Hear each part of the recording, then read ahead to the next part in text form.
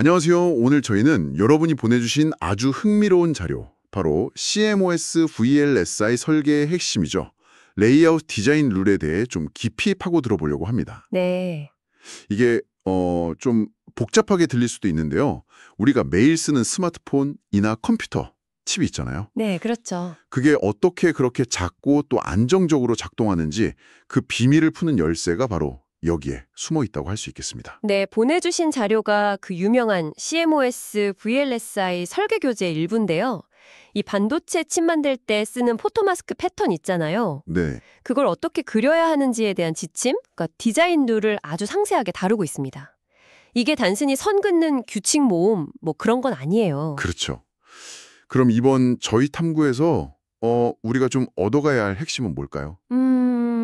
이번 분석의 목표는요, 이 디자인 룰이 도대체 왜 필요한 건지 그 본질을 좀 이해하는 겁니다. 본질이요? 네. 그냥 이렇게 그려라 이게 아니고요. 칩의 성능, 그리고 생산 수율, 또 크기. 이게 사실 서로 좀 부딪힐 수 있는 목표들이거든요. 아, 그렇죠. 성능 좋게 만들려면 커질 수도 있고. 맞아요. 그런 목표들 사이에서 어떻게 최적의 균형점을 찾아가는가? 그 핵심 원칙을 파헤쳐보는 거죠. 왜 특정 간격이 필요하고 왜 이런 크기를 가져야 하는지 그 배경에 어떤 물리적인 또 공정상의 이유가 있는지 같이 살펴보면서요. 아마 들으시다 보면 아하! 하는 순간 있으실 겁니다. 그걸 돕는 게 목표예요. 좋습니다. 그럼 바로 본론으로 들어가 보죠.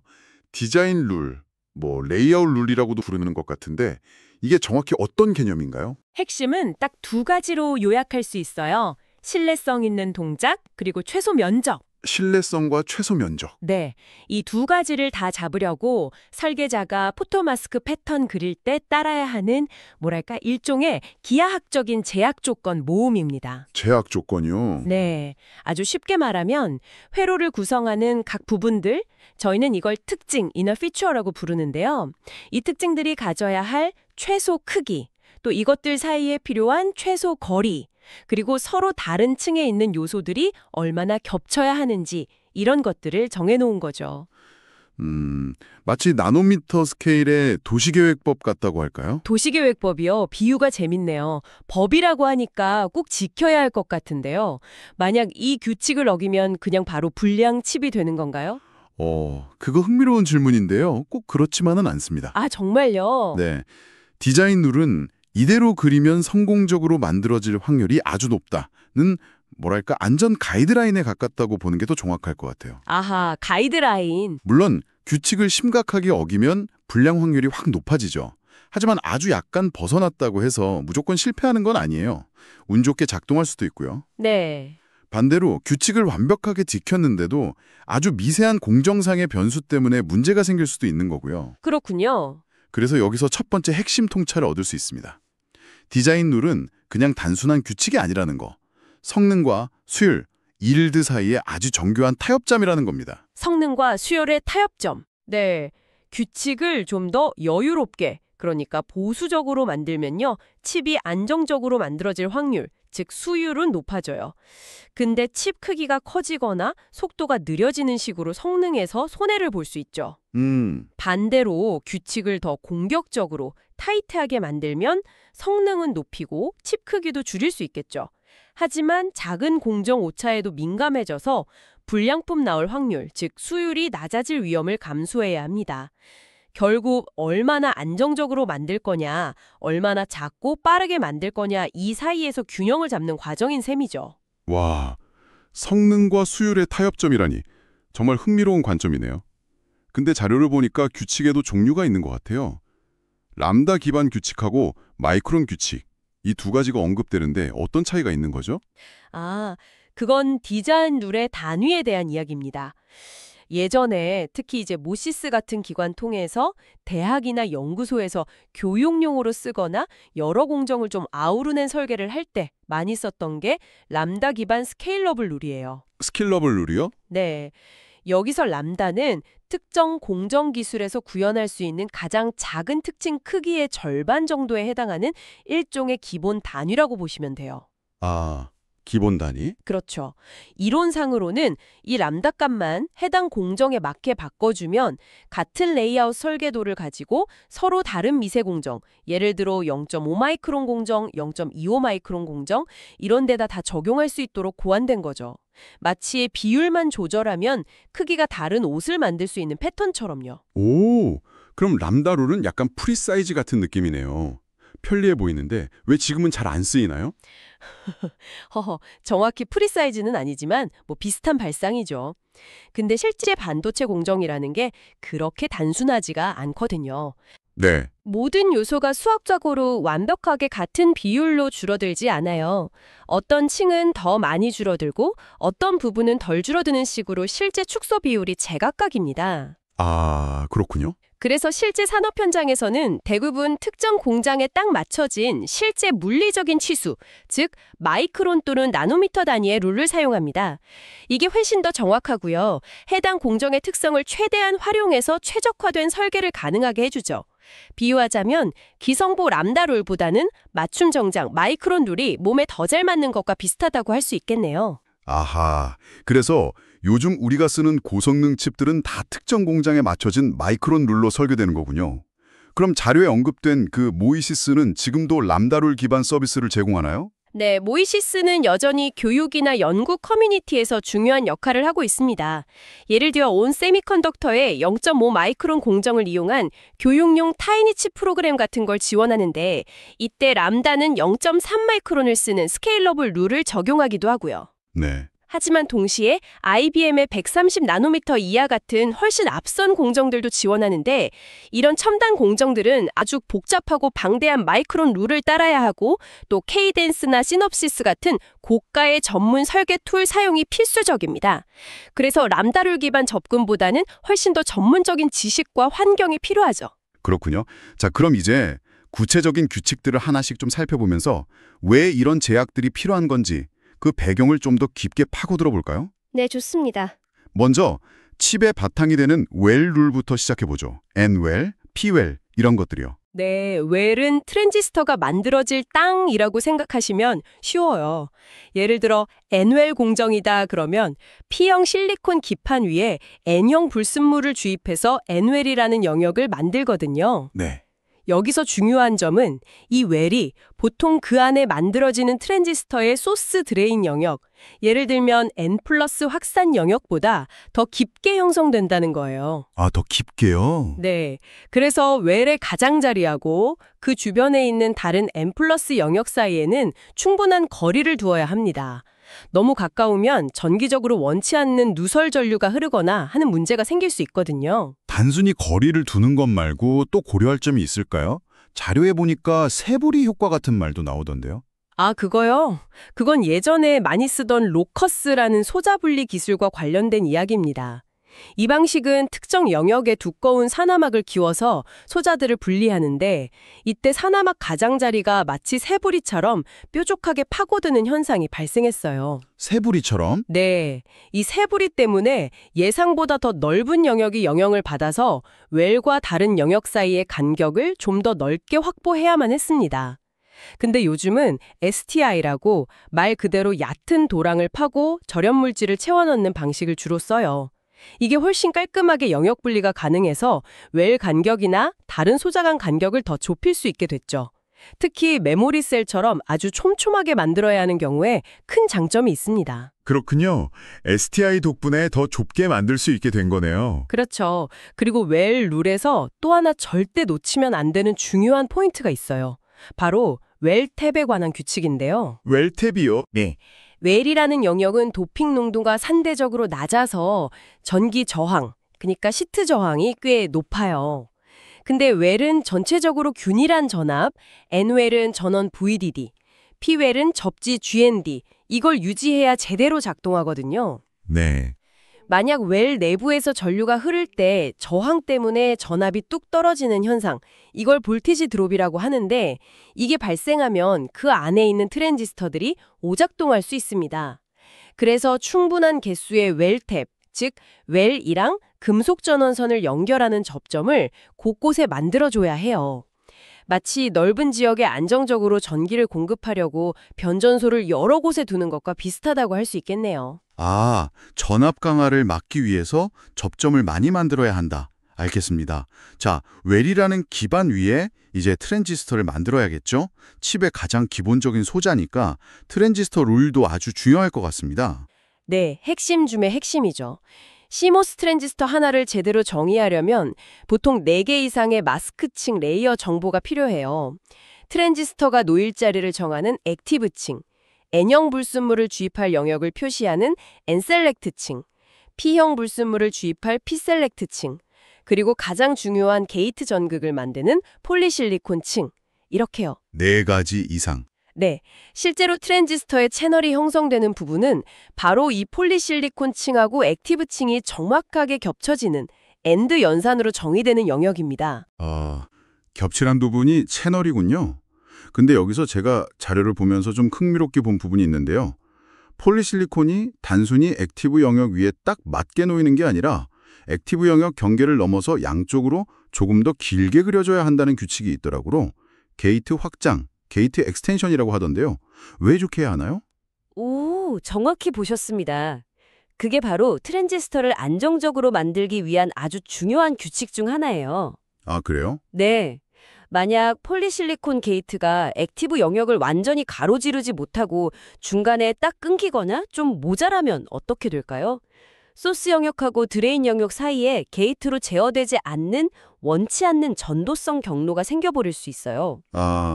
이건 곧바로 소스랑 드레인 사이를 단락, 쇼트시키는 결과를 낳고 트랜지스터는 제 기능을 완전히 잃게 됩니다.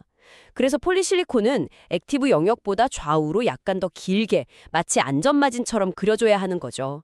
일종의 제조 공정 오차에 대한 보험이라고 보시면 됩니다. 보험이군요. 반대로 액티브 영역 역시 폴리실리콘 게이트 영역 너머로 충분히 확장되어야 합니다. 그래야 전류가 들어가고 나가는 소스 드레인 영역이 제대로 형성될 자리가 확보되는 거고요. 이 확장 영역이 너무 좁으면 저항이 커지거나 접촉 불량이 생길 수도 있죠. 그리고 물론 트랜지스터를 만들지 않아야 하는 곳에서는 폴리실리콘하고 액티브 영역이 서로 충분히 떨어져 있어야 하고요. 이게 바로 폴리액티브 간격 규칙, 스페이싱 룰입니다. 네, 알겠습니다. 트랜지스터들이 이제 만들어졌으면 서로 연결해야겠죠. 여러 층 사이를 이어주는 배성, 특히 컨택 룰은 어떤가요? 이름 그대로 접촉에 관한 규칙일 텐데요. 네, 맞아요. 컨택은 가장 아래층인 실리콘, 그러니까 액티브 영역이나 폴리실리콘하고 첫 번째 금속 배선층, 메탈 원을 연결하는 일종의 수직 터널 역할을 합니다. 터널이요? 네. 여기서 기억해야 할 중요한 점 중 하나는 금속은 도핑 농도가 낮은 웰이나 기판 실리콘에는 직접적으로 안정적인 전기적 연결, 즉 오믹 컨택을 만들기 어렵다는 거예요. 아, 직접 연결이 어렵군요. 네. 그래서 보통 컨택을 뚫기 전에 그 바로 아래에 해당 웰이나 기판과 같은 타입이면서 불순물 농도를 매우 높인 N+ 액티브 영역을 미리 만들어둡니다. 예를 들어 N웰에 전압을 공급하기 위한 웰, 탭 컨택 아래에는 N+ 액티브 영역, P형 기판의 접지 연결을 위한 컨택 아래에는 P+ 액티브 영역을 배치하는 식이죠. 이 고농도 도핑 영역이 금속하고 저농도 실리콘 사이에 다리 역할을 해줘서 안정적인 연결을 보장해주는 겁니다. 아, 그래서 미리 고농도 영역을 만드는 거군요. 그리고 자료를 보니까 가능하면 컨택을 하나만 뚫지 말고 여러 개를 배열해서 뚫으라고 권장하던데요. 이것도 앞서 말한 수율과 관련된 뭐랄까 보험 같은 걸까요? 정확합니다. 이것도 아주 중요한 통찰인데요. 리던던시, 즉 여부는 낭비가 아니라 보험이다. 이 원칙이 여기서 딱 적용됩니다. 여부는 보험이다. 네. 수백만 개, 수억 개의 컨택을 만드는 과정에서 일부 컨택이 식각 과정에서 제대로 안 뚫리거나 아니면 이후 공정에서 뭔가로 막히는 경우가 발생할 수 있거든요. 그렇죠. 만약 중요한 연결 지점에 컨택을 딱 하나만 만들었다면 그 컨택 하나가 불량일 경우 전체 회로가 동작하지 않을 수도 있겠죠. 하지만 여러 개의 컨택을 병렬로 만들어두면 그중 하나가 실패하더라도 다른 컨택트를 통해 여전히 연결이 유지될 수 있습니다. 이건 전체 칩의 수율을 높이는 데 아주 결정적인 역할을 해요. 그래서 중요한 신호선이나 전원선 연결부에는 보통 2x2, 3x3 같은 배열 형태로 여러 개의 컨택을 배치하죠. 그리고 일반적으로 컨택 구멍의 크기는 시각 공정의 일관성을 위해서 특정 값으로 고정되어 있고요. 네, 이해했습니다. 이제 본격적인 배선, 금속 룰로 넘어가 보죠. 칩에는 여러 층의 금속 배선이 쌓이잖아요. 위로 갈수록 규칙이 더 까다로워질 것 같은데요. 네, 금속 룰은 좀 더 복잡한 측면이 있을 수 있어요. 예를 들어서 어떤 공정에서는 금속선의 폭이 일정 수준 이상으로 넓어지면 그 옆에 있는 다른 금속선과의 최소 간격, 스페이싱 요구사항도 같이 늘어나는 소위 팹메탈 룰이라는 게 존재할 수 있습니다. 팹메탈 룰, 뚱뚱한 금속 규칙인가요? 네. 넓은 면적의 금속을 식각할 때랑 좁은 선폭의 금속을 식각할 때 공정 특성이 약간 달라지거든요. 그걸 보상하기 위한 규칙이죠. 반대로 너무 넓은 금속 패턴은 또 제조 과정에서 문제를 일으킬 수 있어서 최대 폭을 제한하는 규칙도 있습니다. 아, 최대 폭 제한도 있군요. 네. 만약 이것보다 더 넓은 전력 공급선 같은 게 필요하다면 허용된 최대폭 이하의 얇은 선 여러 개를 나란히 놓고 중간중간 짧은 선으로 이어주는 방식으로 만들기도 해요. 마치 그물처럼요. 그물처럼. 재밌네요. 자료에 예전 기술 이야기도 좀 나오던데요. 평탄화 기석이 발달하기 전에는 위층 금속을 더 두껍고 넓게, 간격도 더 벌려서 만들어야 했다고요. 시절에는 아래층에 트랜지스터나 배선이 만들어지면서 웨이퍼 표면이 울퉁불퉁해졌어요. 마치 울퉁불퉁한 땅 위에 도로를 건설하는 것과 같죠? 그렇죠. 이런 표면 위에 금속 배선을 만들면 낮은 곳에서 선이 끊어지거나 오픈 서킷, 높은 곳에서 옆선과 달라붙는 숏 서킷 문제가 생기 쉬웠습니다. 그래서 이런 위험을 줄이려고 위로 올라가는 금속층일수록 선폭을 더 넓게 하고 선 간의 간격도 더 멀리 떨어뜨려야만 했어요. 그럼 CMP 덕분에 지금은 그런 제약이 완전히 사라진 건가요? 완전히 사라졌다기보다는 크게 완화되었다고 봐야죠. CMP 덕분에 각 층을 쌓을 때마다 거의 완벽하게 평탄한 표면에서 시작할 수 있게 됐으니까요. 네. 하지만 여전히 일반적으로 상위 금속층, 예를 들어 메탈 5, 메탈 6 이상은 칩 전체에 전력을 공급하거나 아주 먼 거리까지 신호를 전달하는 등의 역할을 하기 때문에 하위 금속층, 메탈 1, 2보다 의도적으로 더 두껍게 만들어요. 아, 일부러 두껍게요? 네. 더 두꺼운 만큼 저항이 낮아서 전력 손실이나 신호 지연을 줄일 수 있거든요. 따라서 두께가 두껍기 때문에 여전히 더 넓은 폭과 간격 규칙이 적용되는 경우가 많습니다. 알겠습니다. 금속층과 금속층 사이를 연결하는 역할은 비아룰이 담당하겠죠? 콘택이랑 비슷하면서도 좀 다를 것 같은데요. 네.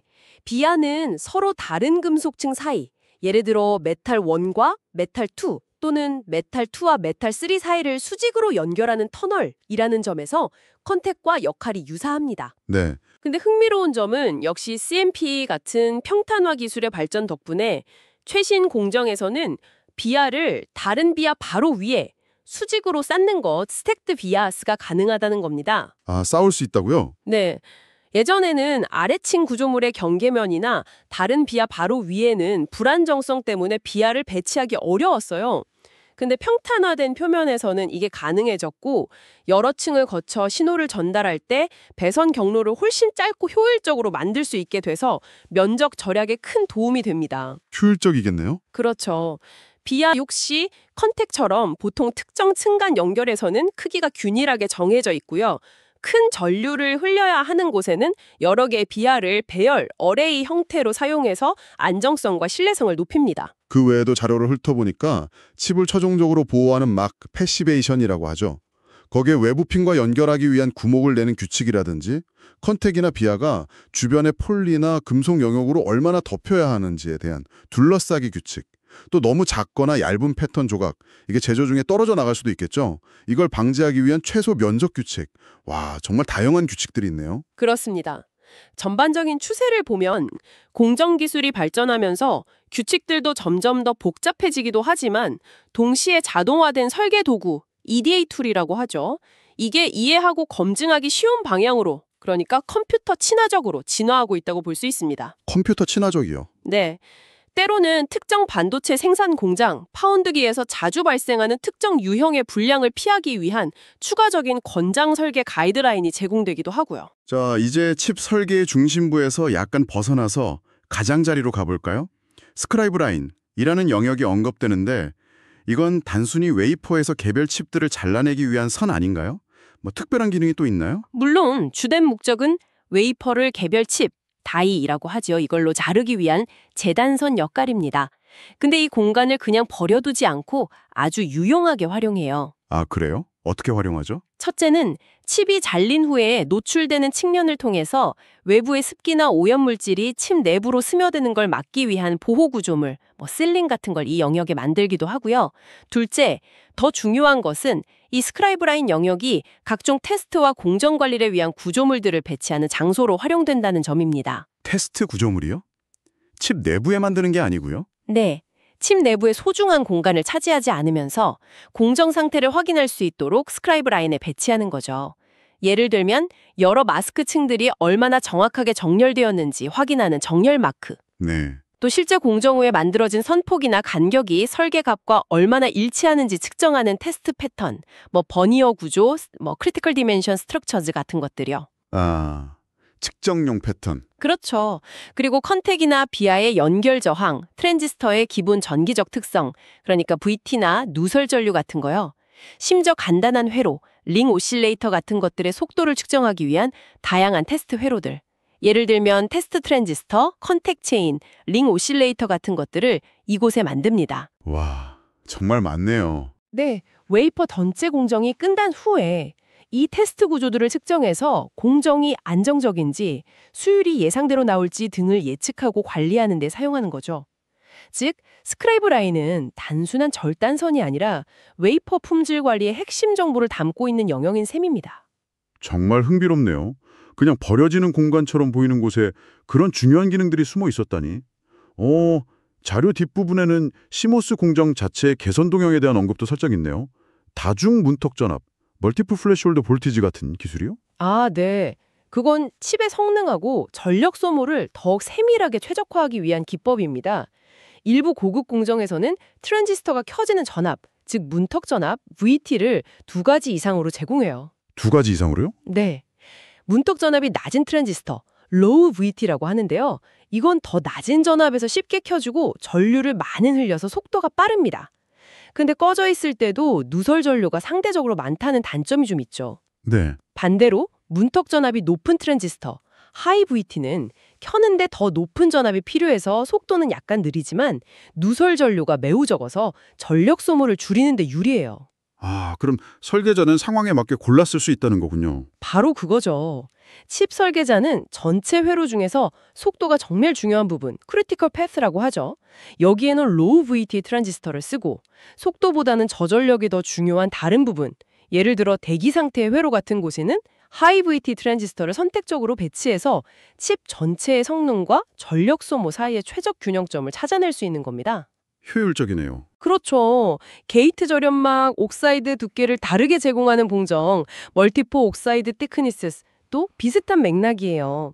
얇은 절연막은 트랜지스터 속도를 높이지만 높은 전압에는 약하고, 두꺼운 절연막은 고전압에 잘 견디지만 속도는 느려지거든요.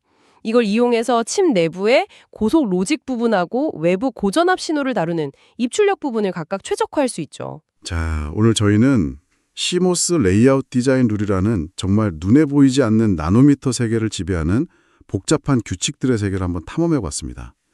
이게 단순히 선과 간격을 정하는 걸 넘어서 칩의 성능, 그리고 생산 성공률인 수율, 또 크기라는 때로는 서로 부딪히는 목표들 사이에서 최적의 협보를 찾아가는 정말 치열한 과정이라는 점이 인상 깊었습니다. 네, 그렇죠. 웰부터 트랜지스터, 컨택, 금속 배선, BI 이르기까지 각각의 규칙 뒤에 숨겨진 그 물리적이고 공정적인 이유들을 알고 나니까 이 작은 칩들이 새삼 정말 대단하게 느껴지네요. 맞습니다. 오늘 나눈 이야기들을 통해서 여러분이 매일 사용하시는 스마트폰, 컴퓨터, 그 외 수많은 전자기기 속의 최첨단 반도체 칩들이 얼마나 정교하고 복잡한 규칙들의 집합체인지, 그리고 그 속에서 어떤 기술적인 고민과 타협이 이루어지는지 조금이나마 구체적으로 느끼셨기를 바랍니다. 네. 정말 손안의 작은 기기 하나하나가 바로 이런 수많은 나노스케일 법규들의 총합적인 결과물인 셈이죠. 이건 단순히 반도체 기술에 관심 있는 분들뿐만 아니라 어떤 분야든 무언가를 설계하고 또 제작하고 최적화하는 과정 그 자체에 흥미를 느끼는 분이라면 누구나 공감할 만한 이야기였다고 생각합니다. 맞아요. 오늘 저희가 주로 살펴본 것은 대부분 2차원 평면 위에서의 레이아웃 규칙들이었는데요. 근데 반도체 기술은 멈추지 않고 계속 발전하고 있잖아요. 그렇죠. 앞으로 트랜지스터나 메모리셀을 수직으로 쌓아 올리는 3차원 구조의 칩들이 점점 더 중요해질 텐데요. 그렇다면 이런 3차원 시대를 위한 디자인 룰은 과연 어떤 모습일까요? 단순히 X, Y 좌표상의 규칙을 넘어서 Z축 방향의 연결과 간섭, 또 열 문제까지 고려해야 하는 어쩌면 지금 우리가 상생하는 것과는 전혀 다른 차원의 새로운 설계 원칙들이 필요하게 될지도 모르겠습니다. 이 질문을 여러분께 한번 던져드리면서 오늘 탐구는 여기서 마무리하도록 하겠습니다. 네, 수고하셨습니다. 다음 시간에 더욱 흥미로운 주제로 다시 찾아뵙겠습니다.